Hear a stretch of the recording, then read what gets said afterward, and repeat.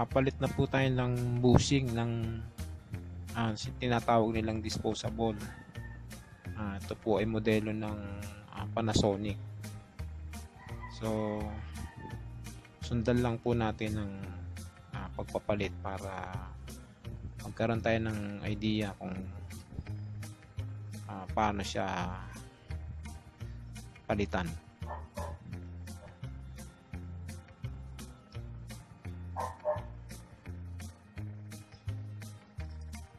Pag nabuksan na po natin ito, ito po ay kakaiba sa ibang housing.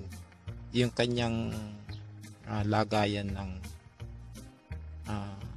bushing holder niya ay iba dun sa ibang modelo. Meron din pong gantong housing na iba naman yung posisyon nito. So yung pinakalak po ng bushing holder natin, bali 5. Ang ginagamit po dito ay lagaring bakal na ginawa nating kutsilyo. Ang trabaho po nito ay nabebend po siya. Sumusunod siya kapag ginagamit mo. Meron din siyang lagari sa ibabaw at yung pong dulo ng kanyang yan po ay merong purpose. Meron siyang trabaho na sinadya kong gawin. So ginawa lang po ito para malutas mo yung problema. Yan po ay itinatama doon mismo sa kanto sa gitna. At pinupukpok lang po yan. So pag pinukpok natin yan, susunod lang po itong ginawa nating kutsilyo. Kaya bubuka yan.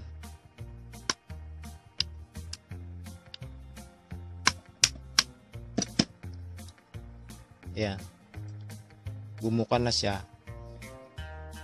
So tutulungan mo na lang siya ng flat para kung anong ginawa mo dito, control lang din ang pagbuka.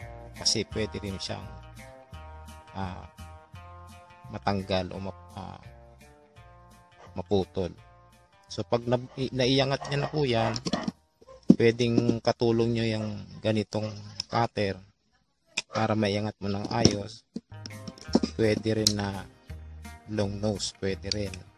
So nasa ano mo yon, nasa pulso mo yon. So ito, para mas lalo mo siyang maiangat, pwedeng yung pulso ng daliri mo o yung lakas ng kamay mo, pwedeng ito na lang ang gamitin mo. Pwede mo siyang ibuka. Yan, para makontrol mo. So pag nakakita mo na pwede nang lumusot yung holder niya sa 5 yan, maaangat mo na siya ng maayos. Ngayon, madali ang gawin dito sa panglikod. Pero yung pangharap natin, medyo mahirap kasi malalim. So kailangan mong tanggalin yung shafting mo. Hindi pwede na hindi mo siya tatanggalin, hindi ka makakapagpalit ng bushing dahil nandun siya sa loob.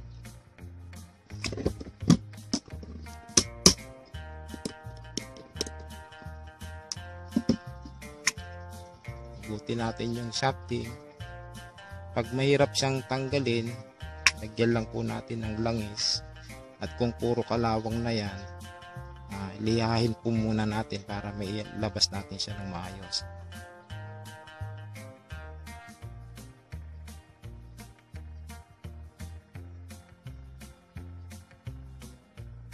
Tulad nito, mahirap siyang ilabas. So kailangan natin siyang lihahin.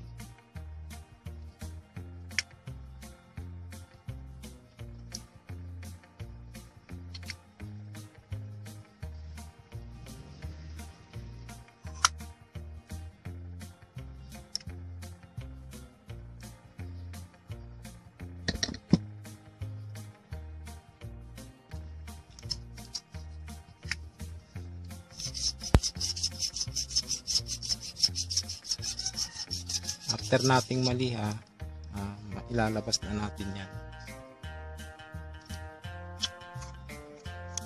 Yan. So yung sa ilalim, makikita nyo rin na halos parehas nito. Dito magkakaroon yung pinakamahalagang gagampanan nito dahil na-i-bend mo ito. So pagka pinwesto mo siya doon at pinukbok mo, so ibubuka mo siya ng maayos.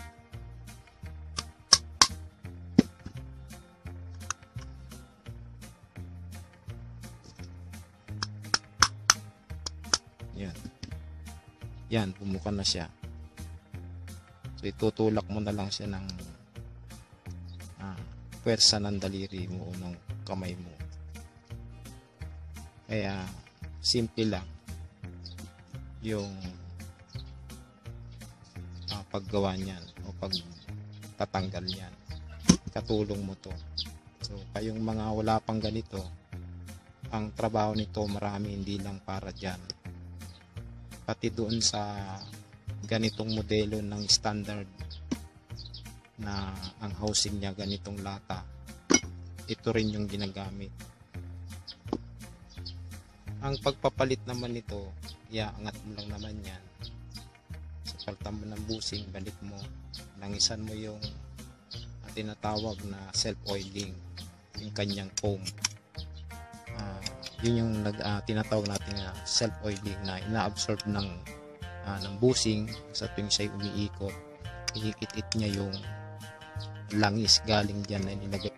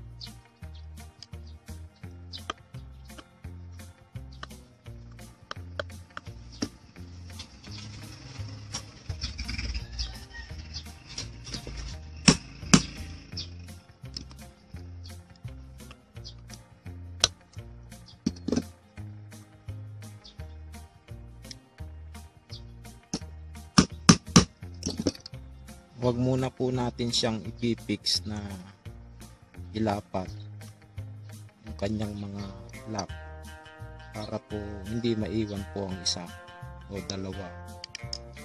Ihahanda lang po na natin para pag na-check na po natin na pumasok na po yung holder, tsaka na po natin siya hihigpitan. So, ibabalik lang po naman natin yan kung paano po natin pinuka ito. Ibabalik lang po natin yan, inangat natin, so tutupi lang din. Kaya napaka-importante po yung pag-iingat pag atin na pong siyang ay babalik.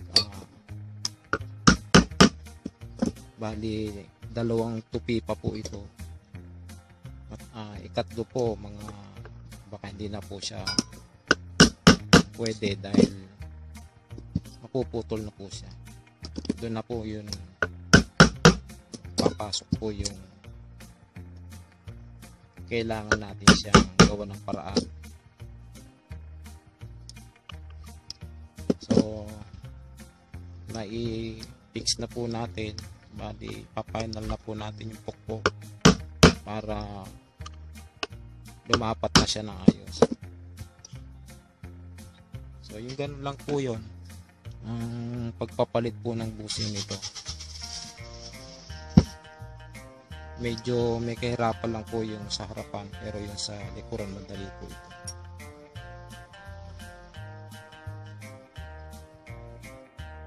Ang pagpapalit natin ng busing ng ganitong modelong housing ay kailangan nating tanggalin yung gearbox sa likuran para madali siyang palitan, dahil nandito yung kanyang clamp sa likuran. So yung tatlong yan, hindi natin mapapalitan yung busing kung hindi natin ito tatanggalin.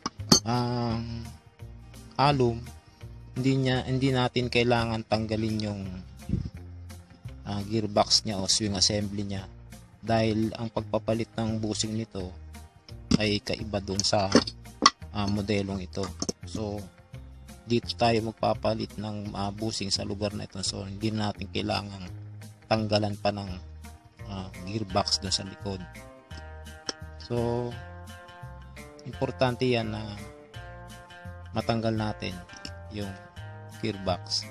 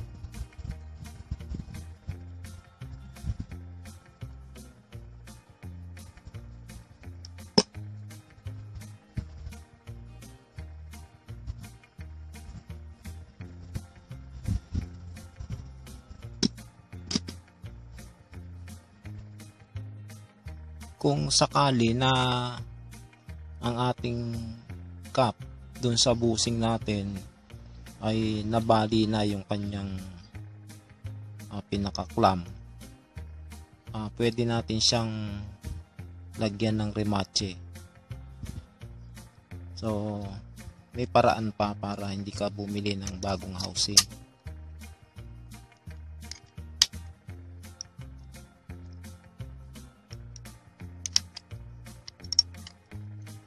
Ito na yung pinaka magsisilbing tornilyo natin. Dahil itong cap natin sa busing, pag ganitong modelo, hanggang dalawa lang pwedeng ibalik yung kanyang pinaka clamp dito sa housing. So kung nagkamali ka ng pagbuka o sumobra, pwedeng mabali na siya. So ito yung magandang paraan. Pwede rin ng tornilyo kung yung tornilyo ay magiging kasing lapat ng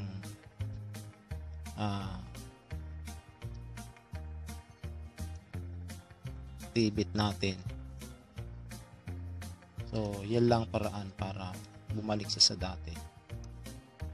Mas matibay pa siya. Ito na yung sinasabi ko sa inyo na minami na pinakamahirap sa lahat na tanggalin yung lock o yung clamp niya dito sa cap. Dahil dito mauubusan ka ng pasensya, mabubugnot ka, baka hindi mo na ituloy. Pero ako yung tipo ng technician na hindi ako pumapayag na ang gawa ng isang machine ay hindi makakalas ng tao. Yun palagi yung pinaka patakaran ko sa buhay, yung kailangan malaman ko kung ano lahat yung pwede kong gawing paraan para yung ginawa ng machine ay magawa ko na kalasin. Kinabit man niya ito ng madali dahil machine siya, ako bilang tayo bilang tao, kailangan alamin natin kung paano niya kinabit ng simple lang pero mahirap kalasin kapag mano-mano mo siyang kinalas. So ibang paraan dito na ginagawa nila, binubutas na ito, yung 4 na lock, binubutas na yan. So para madali mo siyang matanggal, pero magpapalit ka dyan ng 4 na tornilyo o kaya ng remache. So ginagawa din natin yon, pero hanggat maaari ginagawa ko siyang yun pa rin as is. Hindi ko siya muna ginagawa ng remedyo kung pwede pa naman, kung kaya ko siyang kalasin. So mapapansin nyo yung kanyang pinaka lock o yung clamp niya, meron siyang tupi, tapos yung kanyang pinakadulo ay nakadikit mismo dun sa cap. So ang ginagawa kong paraan dito, unang-una, iusod ko yung pinaka-clamp na yan, iuusod ko siya. Ayan, may hiwa siya kasi doon sa pagkakatupi. Ginagamitan ko siya ng flat screw na medyo manipis yung dulo, na siya kung ikakalang dun sa guhit, yan, pinakaguhit niya.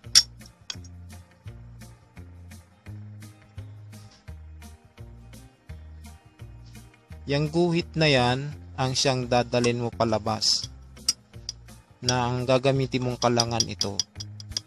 Pag nadala mo na siya dun sa labas, merong magkakasiwang dito sa dulo niya na nakadikit naman dito.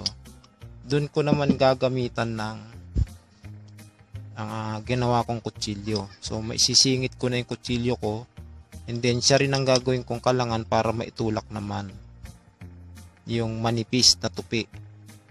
Pag naitulak ko na siya, nagkaroon na siya ng siwang, gagamitan ko naman ng flat screw na maliit. Itutulak ko siya dito dahil nga maliit lang to. So pupukpukin ko siya para magkaroon siya ng kawang. Then sa kabila ganun din. Pagka nalagyan ko na siya ng kahit na napakaliit na kawang dun sa magkabila, after na magamit ko tong flat screw na maliit, uulitin ko uli na gamitin ito. Itutukod ko na yan gaya ng unang ginawa ko. Kung ano yung ginawa ko sa una, ganun din ang gagawin ko sa huli. So doon na yon, mapapinal na mailalabas mo na siya. So kakawang na siya at lalabas na tong pinaka-cap. 3 lang po ang tatanggalin natin. So after na matanggal natin yung 3, yung isa okay lang yun na hindi mo na siya tanggalin. So sinaga ko siyang matanggal yung kabaak nito. So yan na po yung nangyari. Nailusot ko na po yung 3, and then yung isa na natira ay iaangat lang naman ito, iaangat lang, tapos hugutin mo na siya papunta sa'yo. Yan. Pagbabalik po, ilagay lang uli natin sa pwesto yung isa, and then yung 3 na tinanggal natin ay pupukpukin naman natin dito naman sa ibabaw. Dito mismo sa tinulak mo, itong tinulak mong to palabas, itutulak mo naman siya papasok dito sa labas ka pupukpok. So pag napukpok na natin siya dyan papasok doon, babalik siya sa dati niyang pwesto, tsaka natin siya ipafinal naman ng flat screw para ilapat dito. Pupukpukin naman natin. Yan. So ganun yung paraan na naisip ko dito. Nagtagumpay naman ako dahil nung unang beses na ginawa ko yan, binitawan ko muna siya, hindi ko muna siya tinuloy.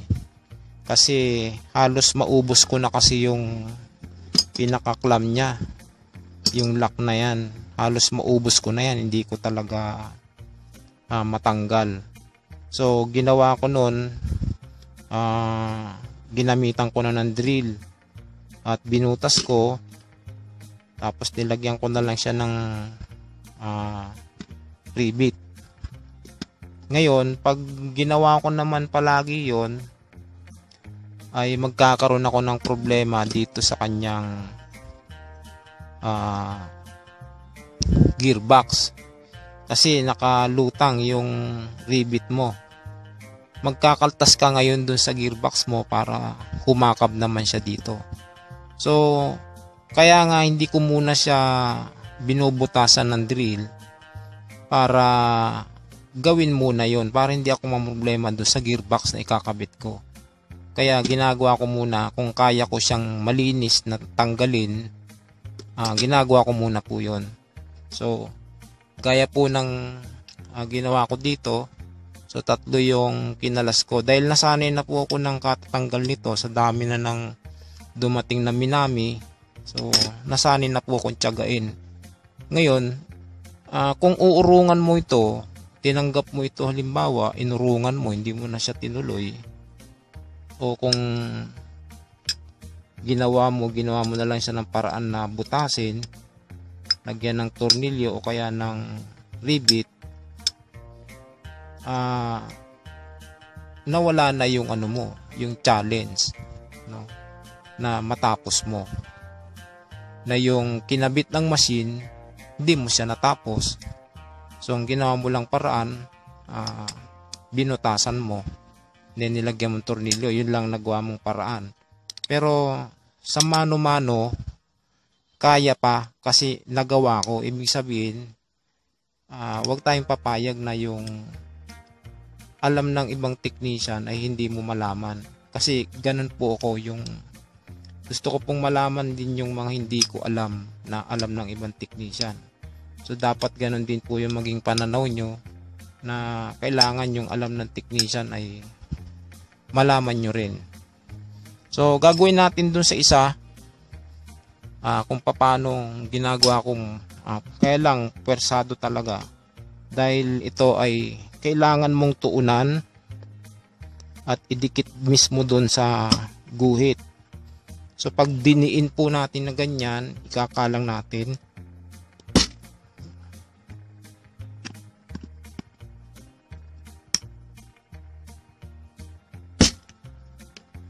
Yan.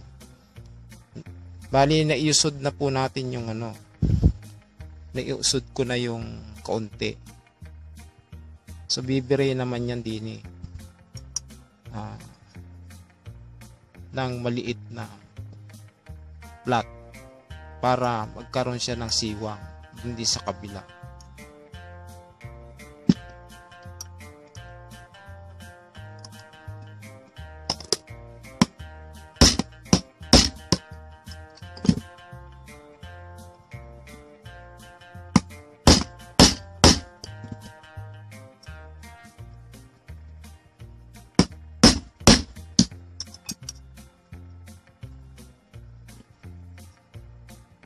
Yan po, nagkaroon na ng pinakakawang. So pwede na natin siyang birayin na ng flat para lumabas na siya. Ang pagbira po ng huli, para tuluyan mo na siyang mabuka, kailangan talaga maipasok mo to dun sa siwang dito sa dikit ng cup, para pag kanto mo lumabas na siya. So yung pulso talaga, yung pulso ng kamay natin kasama talaga sa pagpuwersa.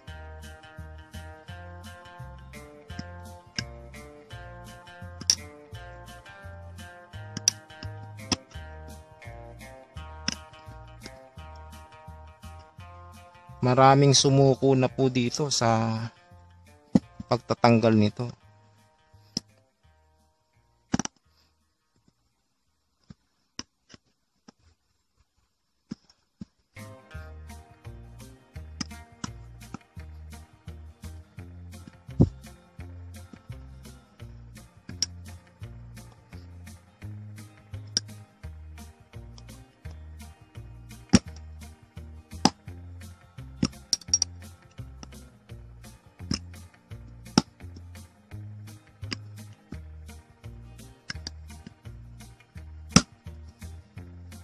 Yan.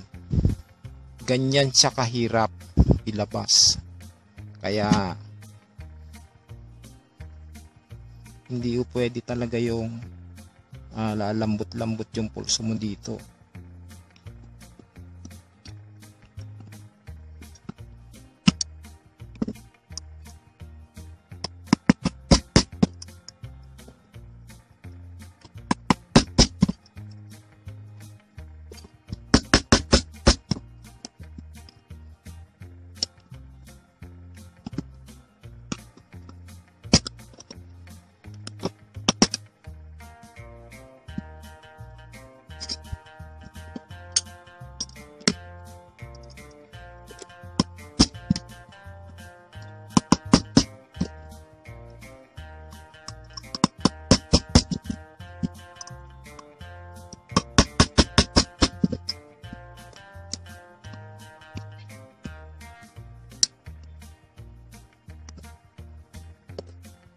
Po. Tapos na po yung isa. Nailampas na po natin doon sa bilog. So ganyan po yung pagtatanggal. Mahirap, pero pag natapos mo, masaya. Kasi meron kang napatunayan sa sarili mo na kayang gawin. Pagka hindi ka bugnutin, hindi ka naiinip. So yung tatlong tinanggal ko, iniwan ko yung isa, iaangat lang natin. Then pag binalik natin, susuot lang natin siya. Pag naisuot na, babalik naman natin yung after na mapalitan natin itong busing, nalagyan natin ng langis, ibabalik lang natin to. Parang walang nangyari. So dito na tayo bibira para naman ipasok yung binuka natin. Ganun lang po. Natapos mo siya sa paraang binuksan mo siya nung inilak ng machine, binuksan mo bilang isang tao. Pag binutas mo siya, the best din yun. Pero ang problema nga, kung dalawa mo silang pinalitan, yung panglikod mo, mamumroblema ka dun sa gearbox. Kung plastic siya, okay lang. Makakapagtabas ka para eksaktong umakab. Pagdating sa harap, yun namang front mo. Yung front, yung back cover mo tsaka yung front cover mo, mag-asawa yon. So pa hindi mo mailalapat din yung pinaka front ng back cover mo, kailangan mo rin magkaltas doon para maihakap mo kapag ginamit mo nga yung diskarte o pagpapalit, na bubutasan mo na lang siya at iriribit mo na lang siya. So yun yung papasok yung problema. Kaya hindi ko muna siya ginagawa habang kaya ko pa siyang buksan sa pamamagitan ng pagtanggal ng 4 na lock. So sana po may natutunan kayo. Sa lahat po ng sumusubaybay po patungkol dito sa ating tutorial, natapos na po natin yung tungkol sa pagbubukas ng housing. At ito naman po ay yung pagbubukas naman ng cap o pagpapalit ng busing. Susunod na natin dito yung rotor at saka po yung shafting. Pagsasamahin na po natin yon. Kaya subaybay lang po kayo. Kung bago ka sa aking channel, sana mag-subscribe ka lang para kumpleto yung video na inaaral natin. Kasi kung maghahanap ka pa, mahirap. Kasi meron tong mga part 1 hanggang kung anong part aabutin. Kaya mapipilitan ka pa maghagilap kung anong part ang nawawala. So kung naka-update ka na, mas madali.